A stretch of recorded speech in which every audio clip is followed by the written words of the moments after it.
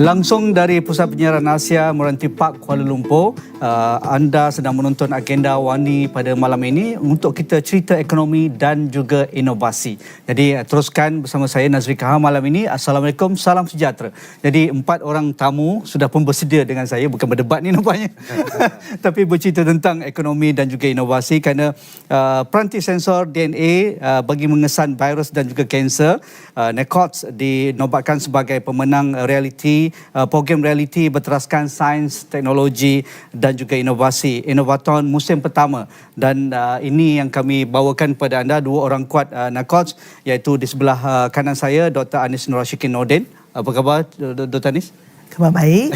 Dan juga Pemadya Dr. Zaini Haryati Muhammad Zain. Apa khabar? Terima kasih anda. Terima kasih. Okey, dan 2 orang kuat ini Boton yang memberikan sokongan sebulat ataupun sekuat mungkin bagaimana kita mengangkat inovasi berkaitan dengan sains, teknologi dan bagaimana merakyatkan inovasi dalam ekonomi negara kita. Di sebelah kiri saya YB Chanlikang. Apa khabar YB? Baik-baik, terima kasih. Menteri Sains, Teknologi dan juga Inovasi Mosti, dan juga YB Rafizi Ramli, Menteri Ekonomi. Apa khabar YB Rafizi? Okey. Hari ini tak payah tendang orang keluar. So okeylah. Okey.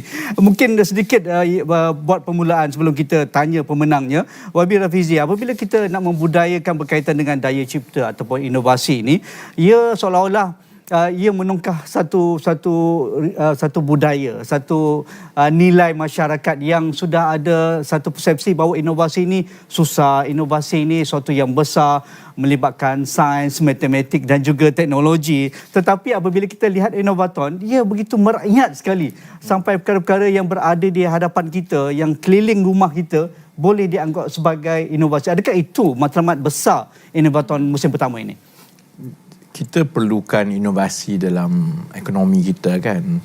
Dan sebenarnya dari segi latar belakang pendidikan dan kemahiran rakyat kita, kita tak banyak beza dengan banyak negara-negara lain. Tapi pandangan saya ialah dalam masyarakat kita ni, bila sebut inovasi ni, dia rasa satu perkara yang jauh sangat ke depan.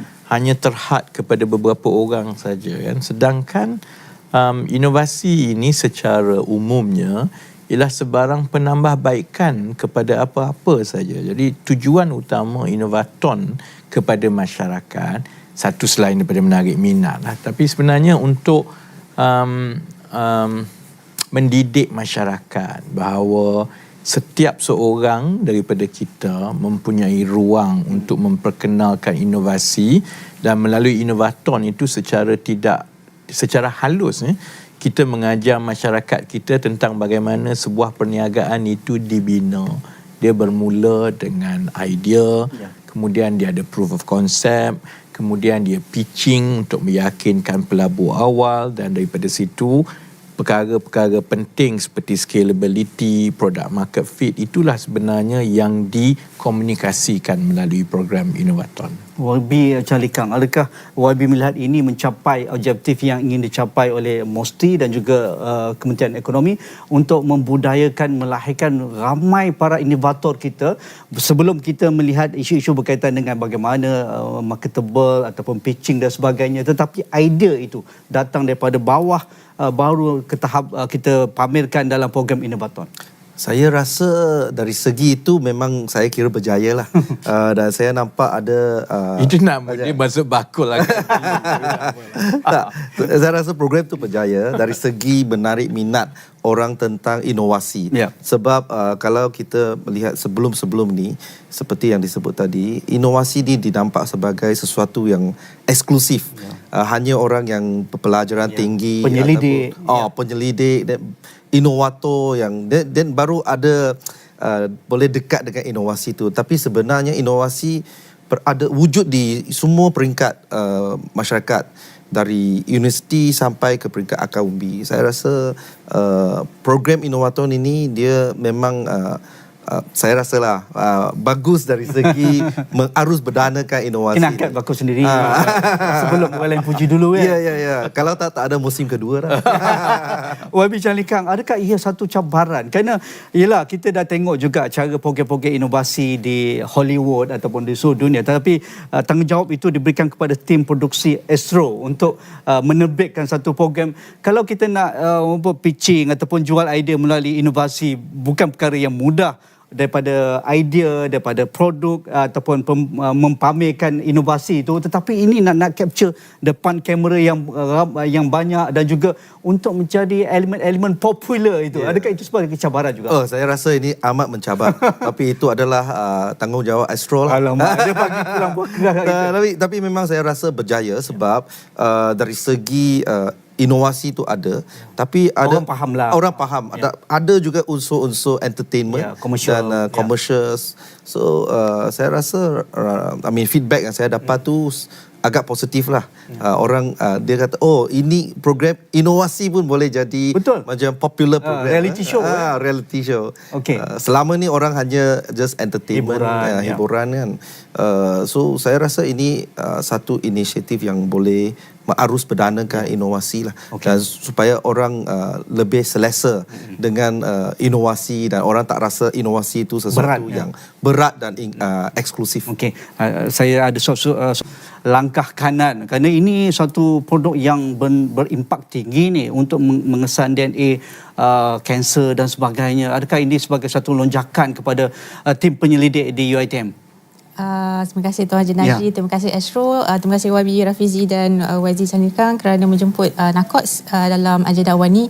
Yes, terima kasih kepada semua rakyat Malaysia dan atas kebersamaan anda dan Astro juga dan Kementerian Ekonomi juga, Kementerian Musti juga menampakkan membawa inovasi kami ke masyarakat.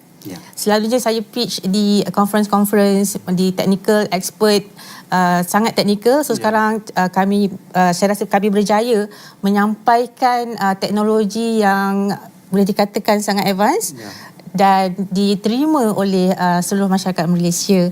So terima kasih Inovaton kerana memberi peluang kepada NAQOTS. Adakah ia sukar untuk merakyatkan jargon penyelidik dalam hal akademik tetapi dalam suasana Inovaton yang begitu komersial, dalam suasana reality show, Doktor?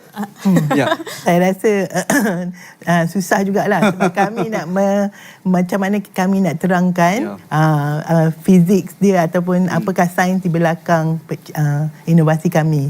Jadi Dr. Zai dan tim kita memerlukan banyak bantuan daripada pihak teater. Sampai ke tahap tu ni. Jadi kami tak biasa. Meskom, daripada pihak teater tu apa nama dia perfilman. Sebab biasanya saintis dengan technical engineers memang tak pandai nak jual depan TV So banyak pertolongan kerjasama daripada rakan-rakan di universiti yang membantu kami dalam pitch teknologi ini. Tapi cabarannya selepas menang 100,000 dan dana pembangunan produk ini 1 juta, adakah ia satu bonus ataupun sikit sangat ke ataupun bagaimana? Alhamdulillah, itu adalah satu seed fund yang boleh kita bawa NAQOTS ke depan. Sekiranya kami dapat lonjakan daripada pihak kementerian, yes, this is good. Dan ke peringkat seterusnya kami membawa bersama kami juga pakar-pakar dari ekonomi, bisnes, bukan teknikal sahaja. Marketing is important. Marketing untuk mengenengahkan NAQOTS, I think kami harap ke peringkat global. Doktor, mungkin nak terangkan sedikit lebih lanjut berkaitan dengan NAQOTS ni. NAQOTS adalah satu peranti elektrochemical yang boleh mengesan DNA kanser dan menukarkannya kepada bacaan elektrik. Jadi dia boleh mendapat bacaan yang pantas, cepat dan yang penting tepat dan murah lagi daripada apa yang ini pertama kali dilakukan oleh penyelidik Malaysia. Sebenarnya penyelidikan ni dah lama dilakukan sejak tahun 2010-2006. Cuma tidak diketengahkan. Ramai penyelidik-penyelidik dalam bidang biopenderia, kan, biosciences ada di Malaysia. Ramai pakar-pakarnya di seluruh negara. Cuma belum berkesempatan untuk ditonjolkan, dan alhamdulillah dengan NACOTS ini menang, dan kita dah nampak kepakaran negara yang bergabung. Macam saya dari kimia, Endin daripada kejuruteraan, daripada software engineering. So gabungan itu yang penting. Partnership is important in any innovation. You have to have a good team untuk menjayakan satu inovasi yang berimpak tinggi. Ya, menarik. Wabi Rafizi, adakah ini sebagai satu permulaan musim pertama ini sebagai seed fund? Saya ambil perkataan doktor tadi, seed fund. Kerana kita tahu negara yang maju memperuntukkan dana untuk R&D ini, bukan hanya universiti, semualah berbentuk R&D itu dalam KDNK dia agak signifikan angkanya. Tetapi Malaysia ini daripada dululah penyelidik bersuara, tetapi ialah kita membawa negara membangun, nak labur dalam bidang pendidikan, kesihatan itu lebih penting. Tetapi saya rasa ini sebagai satu permulaan. Adakah begitu sifatnya? Dia pelaburan dalam R&D itu kalau di negara-negara yang maju, dia sebenarnya datang daripada swasta. Dia bukan datang daripada kerajaan. Kerajaan selalunya fokus kepada high-end research yang akan ambil masa untuk mendapat tempat secara komersial, kan. Dan itu juga keadaan dia di Malaysia sekarang. Dia sebenarnya terbalik di Malaysia ni. Peruntukan yang untuk R&D sebahagian besarnya datang daripada kerajaan. Kerana kita tidak mendapat pelaburan yang sewajarnya dalam bentuk R&D. Dan itu ada kesan yang daripada swasta, dan itu ada kesan yang menyeluruh kepada ekonomi negara dan masyarakat. Jadi melalui Inovaton ini sebenarnya ialah satu usaha kerajaan, ialah untuk kita mula memadankan di antara reka cipta teknologi daripada sektor awam melalui institusi pengajian tinggi kita yang ada nilai tarikan komersial. Banyak tu kan? Dan kita kena bawa kepada pelabur-pelabur. Kalau sebelum ini modelnya ialah ia ditinggalkan kepada universiti semata-mata.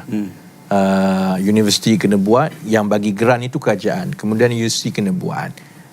Dan dia ada sedikit kelemahan daripada sistem itu, model itu. Kerana bila grant itu secara berterusan diberikan kepada universiti, dia kalau tak komersial pun tak ada masalah lah. Kerana universiti boleh minta lagi, kan.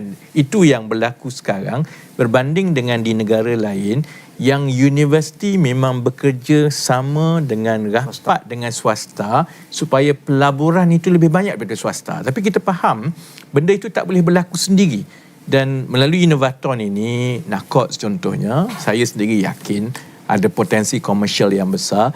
Saya yakin kalau dipadankan dengan peserta komersial, dengan startup, dengan orang yang betul-betul faham, itu boleh bawa NACOTS ini keluar daripada ruang litup universiti kepada pasaran komersial di luar. Dan kalau itu berjaya, maksudnya dia menjadi model juga kepada kaedah-kaedah untuk kita dapatkan lebih banyak pelaburan R&D daripada swasta di masa akan datang. Bagi Wabi Charnika, melihat persembahan NACOTS daripada persembahan awal mereka hinggalah ke peringkat final, dan kita tahu juga peringkat final itu 100% diberikan oleh para juri di studio. Jadi apa kelebihan pada NACOTS pada pandangan Kementerian Sains Musti? Sebenarnya NACOTS ini agak istimewa lah bagi saya sebab memang saya dari peringkat audition saya sudah follow. Audition pun saya memang jaga-jaga ni. Kira ialah pengadil what do you call? Juri. Peringkat audition saya sudah pun juri. Lepas tu first round saya juri juga, dan final juga saya juri. Tiap kali, walaupun sudah 3 kali saya tengok, saya nampak macam mana mereka pitch ialah style berbeza, kontennya sama. Yelah, dah dapat bantuan Nescom, rakan-rakan daripada perfilman. Setiap kali saya tengok, saya memang rasa ini sesuatu yang dia dapat menyentuh hati saya lah. Sebab kita ada pain point dia, kita tahu bukan semua orang ada akses untuk ujian kanser tu, dan selalunya apabila kita sudah test dapat tahu kanser tu dia sudah tahap yang agak advance. So sekarang kita ada satu peranti yang dapat mengesan lebih awal. So saya rasa itu boleh membantu ramai orang, dan dia memang menyentuh hati saya lah dari segi itu. Dan dari segi teknologi memang pun ini adalah satu yang dia dapat memudahkan apa yang kita ada sekarang. So sekarang kalau kita nak pergi, memang ada peranti untuk buat ujian, dapat cancer marker test kan. Cuma bukan semua orang ada peluang tu lah, nak pergi hospital dan buat ujian, jumpa pakar. Tapi dengan peranti yang mudah alih ni, saya rasa memang ramai orang, selagi you ada niat nak buat, dia boleh buat. On the spot dia boleh buat. Tapi pada pandangan Mosti, ini merupakan satu langkah awal. Banyak lagi stage ni untuk dikomersialkan. Adakah di ruang lingkup Mosti, sekali lagi saya terperangkap bicara lama ni, kerajaan. Adakah Mosti melihat sudah ada tanda-tanda pihak swasta ataupun yang akan approach mereka ni? Sebenarnya ini adalah satu inovaton, adalah satu eksperimen juga. Bagaimana kita boleh membantu pemenang ataupun inovator ni, kita boleh accelerate, mempercepatkan proses tu untuk commercialize. Kalau ikut cara konvensional memang lama lagi lah nak kok sini kalau nak dikomersialkan. Tapi kita kena tengok bagaimana kita boleh membantu nakos untuk commercialize dalam tempoh masa yang pendek. So ini adalah satu eksperimen, dan yang semua red tape ataupun ada proses-proses yang duplication, ada birokrasi dan semua kita kena dua way lah, kita kena potong lah. Ya, bagi doktor kedua-duanya, orang universiti ni bukan orang berniaga, dia penyelidik. Setiap kali nak komersial, itu besar halangannya sebagainya. Tetapi adakah ini sebagai satu pencetus semangat untuk dah ada orang approach doktor sebagainya untuk nakot? Okey, saya nak menjawab pendidikan universiti. Pendidikan tu sendiri ada macam, bagi saya tiga jenis. Pendidikan untuk ilmu, pendidikan untuk career pendidik tersebut. Ilmu means that dia buat pendidikan untuk mengembangkan ilmunya, walaupun tidak boleh dikomersialkan, tapi ada ilmu yang baru, teori-teori yang baru. Pendidikan untuk career, dia membuat pendidikan kerana ingin publication, inginkan H-index, inginkan kemudian KPI lah. Pendidikan untuk revenue means that mendapat wang, yang tu kena pergi bersama industri. So you do your research dengan team dari industri, work together and get the revenue within like 3 years and something like that. Tadi soalan dia apa? Ya, bagaimana untuk mengkomersialkan lebih pantas, lebih cepat? Sebenarnya nakot saya bermula dari tahun 2017 dan teknologi ini telah mendapat perhatian dari Dr. Nur Azmi alias dari CRES. CRES ada satu badan elektronik di utara, syarikat-syarikat di Pulau Pinang. So dia telah menaja sebenarnya DNA detection of breast cancer. Tapi sebab COVID, Dr. Nur Azmi menggalakkan kami membuat detection of COVID, DNA COVID. So kami divert sikit lah. So we went for COVID. That, and then alhamdulillah Mosti pun menaja projek COVID 1.8 juta dan kami berjaya menghabiskan dalam 18 bulan. That was good, and then kami pitch ini memang nak teruskan untuk cancer, and like contohnya vaksin, penyelidikan vaksin mRNA itu bermula dari tahun 2008 dan first jualan dibuat pada 2018 BioNTech di Jerman. So penyelidikan, walaupun kita rasa tidak berguna, contohnya netizen mengomen berbagai cara kan, but kita tak tahu lagi 5 tahun ada virus baru. Next, Yes. So this is kita sama-sama satu negara bersama-sama berinovasi kerana kita tak tahu bila kita nak guna. Itulah ilmu. So ilmu tu boleh berguna untuk perkembangan yang we don't know in future what will happen, that berguna pada masa itu, dan ilmu juga boleh kita hasilkan ekonomi dan pasar untuk menghasilkan satu benda yang dijual. So research is we cannot like give a price tag. Okay, so yes, you can maybe in a bersasar lah. So ada research yang untuk ilmu, ada research yang untuk produk. So saya sangat memberi kesempatan mengucapkan tahniah kepada semua inovator-inovator. Teruskan berinovasi, kerana kita mengatakan tadi, YB katakan inovasi bukan senang. Yes, it's not easy. You have to have your intrinsic dalaman yang kuat. Kita determine kita nak jadikan produk ni, kita nak jadikan teori ni berhasil. It's not easy. Dan teruskan berinovasi dan berkarya. It's like a scientist sepertinya berkarya, artis It's artis tapi menggunakan fakta-fakta dan ilmu-ilmu dengan guidance of pakar-pakar di universiti, di agensi-agensi kerajaan. Yang inovator ramai daripada guru-guru sekolah, dari politeknik, kanak-kanak So memang kita boleh berinovasi, siapa saja boleh berinovasi. You have your idea, ada idea, bincang, just pergi kat kedai kopi ke, just itulah kata a problem solver. It's not like always complaining. Okay, you have to be a problem solver. Get inputs from the expert, dari pakar-pakar.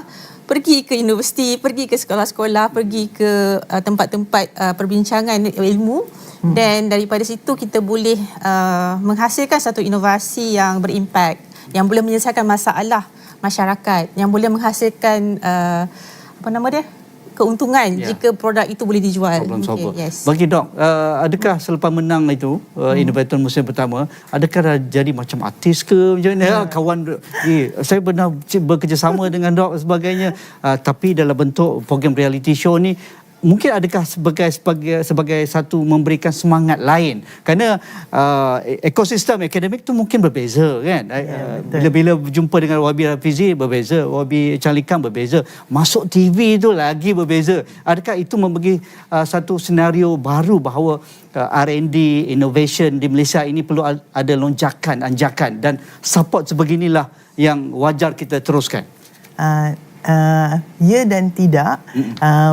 Bagus ada attention yang banyak kepada inovasi, penyelidik inovasi yang akan memungkinkan orang untuk berinovasi, sangat bagus. Tapi kami ni penyelidik, kami tak biasa dengan TV, dengan banyak sangat attention ni. Jadi glamour stunt ni, glamour ni agak susah jugalah. Jadi tapi untuk dari segi inovasi kami sukalah, sebab nanti kami harap banyak lagi peranti-peranti yang boleh dikomersialkan, dan seperti yang tadi Tuan cakap, memang susah kami nak masuk ke bidang untuk mengkomersialkan tu. Jadi kami perlukan, sebenarnya kalau yang lagi bagus, kami perlukan bantuan industri. Dari segi di negara-negara macam Europe ke Amerika ke, mereka buat ideation tu bersama-sama dengan industri. Parallel. Jadi kami ada ruang 3 tahun, 2 tahun untuk membuat produk yang berteknologi tinggi dan akan memberikan banyaklah keuntungan kepada negara juga, mendidik talent yang baru, talent yang berkeupayaan dalam bidang sains dan teknologi. Jadi banyak cerita lagi, kita perlu redakan sedikit perbincangan. Boleh. Kita jumpa lagi selepas ini.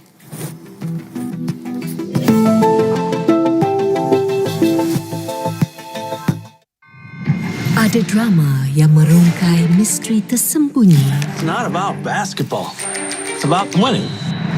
Better watch out. Kisah pengembaraan hebat. I am Puss in Boots. Okay. There's something out there calling to me. Hayalan. Not me, the prince. You gotta kiss the prince. Malah pembunuhan. Gotta get her talk. We can just girl talk. You guys okay out here? Hey, Mama. Yeah, we're like work and... I don't think so. Di mana jua bila-bila masa anda perlukan seorang viral.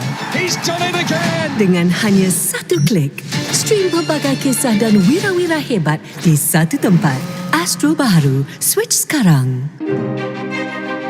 Asking the tough questions is what we do every day here on Astro Awani. Can Catch me every weeknights at 10:30 p.m. across all Awani platforms. Kiev menganggarkan Rusia menghantar lebih 400,000 askar di kawasan yang dikawalnya di timur dan selatan Ukraine. Sekitar 8,000 kes kehilangan kad pengenalan MyCard direkodkan di seluruh negara setiap tahun. MCMC telah mengadakan perbincangan kawal selia dengan platform dalam talian terkemuka iaitu Meta dan Google bagi menangani cabaran media dalam talian. Ikuti perkembangan terkini. Buletin Awani 12.30 hari.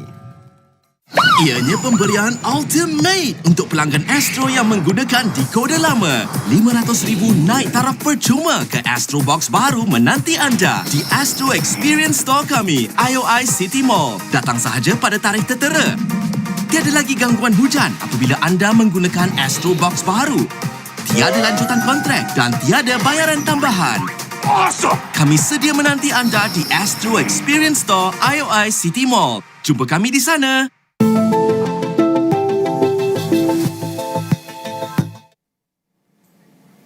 Ya, langsung dari Pusat Penyiaran Asia Merantipak Kuala Lumpur, anda sedang menyaksikan agenda Awani dalam kita bercerita ekonomi dan juga inovasi. YB Rafizi, adakah ini sebagai satu penanda aras ataupun kita masih bergerak ke hadapan untuk mencari satu benchmark dalam mengetengahkan idea inovasi dalam bentuk arus perdana? Kerana ini satu kerja yang sukar kerana kita sentiasa nak shortcut. Orang Malaysia ni, saya tak nak generalize lah, tetapi apabila kita bercerita pasal inovasi terutamanya di agenda awal ni, rating kita tak berapa cantik lah. Berbanding cerita-cerita yang ringan ni sikit. macam ni Innovaton musim kedua tak ada lah. Tak. Kami sentiasa berpandangan positif Abira Fizi sebab tu agenda Awani sentiasa meraihkan idea-idea hebat sebegini. Adakah itu sebagai satu cabaran juga? Tak, dia sebenarnya dia nak kata benchmark penanda aras, we are far away from it lah, betul. Kan. Dan kalau ada pun penanda aras di satu masa akan datang, dia sebenarnya bergantung kepada berapa banyak inovasi yang akhirnya mengubah hidup rakyat. Dan at the end of the day it boils down to commercialization. Itu sahaja caranya untuk kita mengangkat inovasi dalam masyarakat, kerana dia juga berkaitan dengan jati diri masyarakat. Itu yang Likang kata tadi, kita kena arus perdanakan. Innovation has to inspire. Jadi hanya dengan sesuatu inovasi itu akhirnya menjadi kebanggaan kerana orang boleh nampak kejayaan dia mencipta nama. Itulah yang akhirnya membuktikan bahawa negara kita, masyarakat kita berkemampuan. Dan dengan cara itu adalah cara yang terbaik untuk lebih ramai orang biasa terlibat. Jadi Innovaton dan banyak-banyak perkara lain ini hanyalah tools, hanyalah kaedah-kaedah yang kerajaan perlu ambil, dan saya harap orang lain pun sambut untuk kita memastikan lebih banyak cubaan-cubaan ini, kerana lebih banyak cubaan, peluang untuk ada sesuatu yang dikomersialkan dan membawa kesan kepada masyarakat itu lebih tinggi. Adakah itu juga idea apabila ini sedikit cerita ekonomi lah kan, dia pakai Kementerian Ekonomi, YB mengetengahkan idea inisiatif pendapatan rakyat menggunakan vending machine, jual nasi lemak, jual bihun, jual kari pap, jual kuih Seri Muka dan sebagainya. Ramai melekehkan, tapi saya sentiasa menganggap kena bodek jugalah ini sebagai inovasi, kerana kita sentiasa bagi ikan, jarang kita bagi joran tu, tapi ini joran yang moden dan anda boleh meningkatkan pendapatan dengan cara yang begitu berinovasi. Adakah itu antara pemulanya yang saya tak tahu sama ada vending machine tu boleh jadi inovasi ke tidaklah, tapi kaedah berfikir itu ialah cara yang sama untuk menghasilkan inovasi, iaitu kita tengok pain points dalam sesuatu masalah. So apa permasalahan dia? Permasalahan dia ialah orang susah nak berniaga, kos tinggi, sebab kena bayar lesen dan sebagainya, kena cari lesen, kena cari tempat, lepas tu kena gaji orang. Kemudian pada masa yang sama, harga barang makanan tu mahal. Oleh kerana kos ni mahal, input kos dia mahal, dia diterjemahkan menjadi kos makanan yang mahal kan. Jadi inovasi, kaedah untuk inovasi tu kaedah dia sama, iaitu kita tengok apa pain points dia. Jadi kalau pain points dia ialah utility bill, soal lesen, soal peniaga, bagaimana cara kita untuk menyelesaikan perkara ini? Senang saja letak mesin lah, kerana elektrik tak payah, sewa tak payah, lesen tak payah, kemudian tak payah ada orang duduk kat situ, dan bila kurangkan kos itu, maka barulah dengan harga RM2, RM3 pun dengan volume yang tinggi boleh dapat untung. Jadi sementara perkara tu tak adalah inovasi bagi saya, sebab negara lain semua dah buat dah. Cuma kaedah berfikir menyelesaikan masalah dengan mengenal pasti pain points itulah yang kalau lebih ramai rakyat negara kita tengok satu masalah, dia rungkaikan punca-punca masalah itu dan cari jalan macam mana nak menyelesaikan punca itu, yang akhirnya akan membolehkan lebih banyak inovasi dalam masyarakat kita lah. Tapi janganlah vending machine tu diputuskan elektrik itu sabotaj. Wabi Jalikang, berkaitan dengan inovasi dan juga inovator ini, sentiasa kita ni terperap dalam makmal, terperap dalam kajian, terperap dalam geran-geran yang disediakan oleh MOSTI dan banyak agensi-agensi lain seperti Kementerian Pendidikan, Kementerian MAFI dan sebagainya. Tetapi adakah ini sebagai satu tujuan juga bagi MOSTI dari aspek pengkomersialan rakan-rakan kita yang bertungkus lumus, tak tidur malam dengan duit yang sikit, adalah banyak mana dapat kan geran-geran dana ni kan. Tapi rakyat akan fikir pakai duit rakyat kena komersialkan, jangan terperap dekat apa tu tesis, dekat lab dan sebagainya. Tapi saya memang setujulah bahawa apa produk yang dihasilkan tu, research produk tu, dia harus dikomersialkan. Dan bagaimana nak komersialkan? In fact kalau kita perasan ada dalam inovator tu ada ramai inovator, dia memang one way or another dapat grant daripada MOSTI. pernah dapat ataupun sedang dapat. So masalahnya dia bukan saja peruntukan ataupun dana, dia lebih pada ekosistem tu. So dalam Malaysia ni ekosistem mungkin tak sempurna lah seperti negara-negara lain, tapi adalah tanggungjawab MOSTI lah, dan agensi-agensi seperti di bawah MOSTI seperti Cradle, MTDC, Meranti, MDEC, MEFCAP dan lain-lain lah, untuk kita membantu inovator kita mengkomersialkan produk. That's why kita ada satu orang kata whole hand strategy, pegang tangan. Maksudnya kena bimbing juga, bukan saja memberikan dana. Memang adalah yang kita berikan dana seed fund, tetapi selepas itu produk itu dia kena dapat keyakinan daripada pelabur swasta. Kalau you hanya dapat perhatian daripada kerajaan funding agency boleh bagi fund itu saja, dan dia memang tidak dapat dikomersialkan lah. Selagi pelabur swasta ataupun industry player mereka tak ada keyakinan terhadap sesuatu produk tu, memang produk itu sukar untuk dikomersialkan lah. Sebab orang industri pun rasa produk ini tak akan berjaya. That's why ada banyak proses seperti pitching skill juga salah satu skill yang kemahiran yang diperlukan lah. Dan juga connection dengan VC-nya, dengan angel investor dan lain-lain. Saya rasa memang ada ramai penyelidik researcher yang dia boleh hasilkan produk yang bagus, tetapi untuk komersialkan itu memang ada kekangan lah, ataupun ada limitation lah, sebab mungkin researcher tu dia tak ada connection dengan VC dan connection dengan pelabur lain. So itu adalah tanggungjawab MOSTI untuk membantu. Kena bimbing tangan tu. Saya pegang. Bagi Dok, melihat rakan-rakan yang berjaya mengkomersialkan inovasi mereka ataupun penyelidikan mereka, apa kelebihan yang mereka ada yang rasa tim saya ni tak ada, tim Nakot ni tak ada, tetapi bila menang inovator ni mungkin ini satu peluang ni bagi Dok. Jika saya lihat di kalangan kawan-kawan di UiTM, so kebanyakan produk yang dikomersialkan adalah produk yang tidak berteknologi tinggi. Contohnya seperti Dr. Azri Perfume, Una Coffee, ada produk-produk makanan, hospitality, macam tak boleh kata senang, maksudnya dia susah. Tapi lebih senang jika dibandingkan dengan medical device seperti Nakots. di mana untuk pembangunan teknologi tinggi seperti NACOTS atau teknologi seperti banyak lagi teknologi tinggi, production of hydrogen, green material dan sebagainya, memerlukan dana yang sangat besar.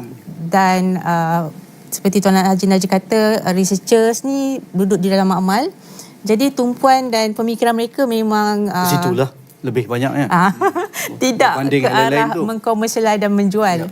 Kecuali diberi setahun atau 2 tahun, kami diincubatekan, kami ada incubation center daripada researcher, keluarkan di incubate setahun atau 2 tahun untuk dibawa kami keluar ke pasaran, kami pitch, kami pergi membuat sales, marketing. This have to be like train, retrain. Kami pun kena relearn. We cannot, kita tak boleh duduk dalam lab. Saya sendiri ingin belajar untuk marketing, untuk buat operation, management, finance and everything.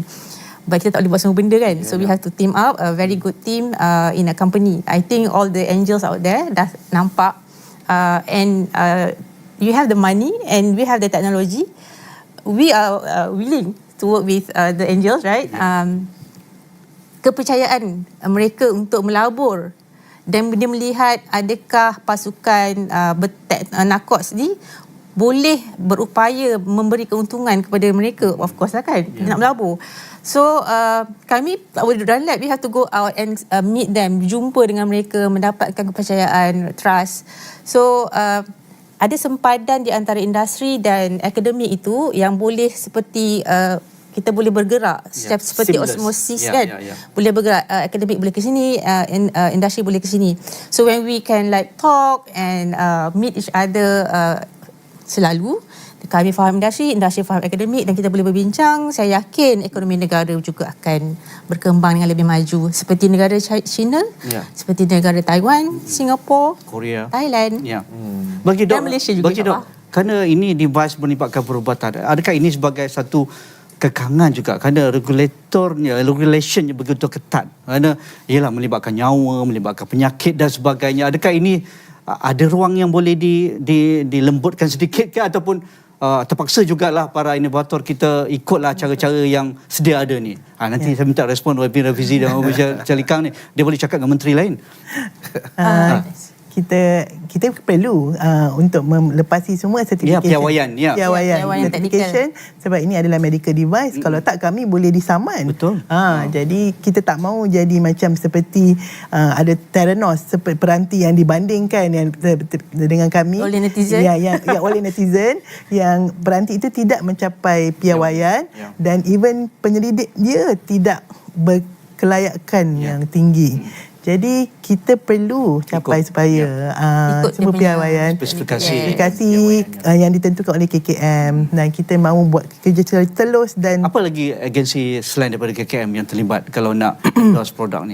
Nak luluskan electromagnetic certification dari segi electrical, tidak ada electromagnetic dari segi perubatan. Itulah ada banyak piawaian. Nuklear tak ada lah. Kami tak ada nuklear dalam. Maksudnya banyak agensi terlibat ni? Ya. Ada. Adakah ini sebagai satu birokrasi yang boleh dilihat semula Wabir Rafizi? Tak. Tak boleh compromise lah. Standards kan. Jadi kalau contohnya medical device, betul. Standards are standards. Macam mana standards permohonan itu diproses, that is birokrasi. Yang itu boleh dipercepatkan, boleh dilihat kan. Tapi kalau kita nak contohnya satu produk Malaysia itu yang boleh bersaing di seluruh dunia, memang kita kena piawaiannya betul-betul patuh pada piawai. Malah kalau medical device, dia bukan piawai Malaysia saja. Universal. As you go into each market, then you have to go through the standard for each market. Dia sama macam pharmaceutical.